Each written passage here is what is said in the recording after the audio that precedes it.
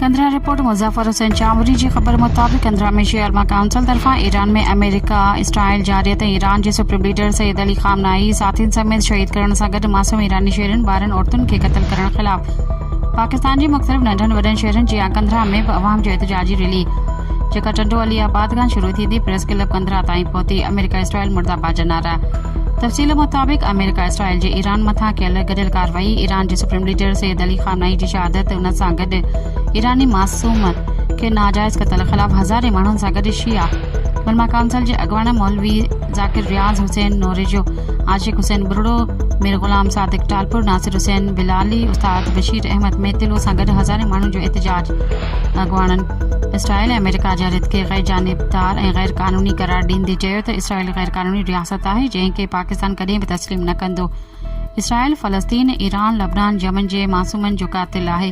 इस्लाम दुनिया अॻिते क़दम वधाए इंसानी हक़ूक़ ते अमल कराए।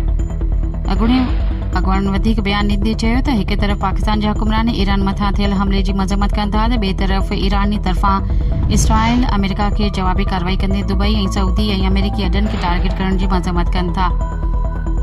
दुनिया खे ख़बर आहे त इसराइल अमेरिका मुस्लिम दुनिया खे ख़त्म करणु चाहे थो। इस्लामोफोबिया अॻवान तोड़े इस्लामी मुल्क गॾिजी हिन ज़ुल्म खे ख़त्म करण लाइ अॻिते क़दम वधाइनि।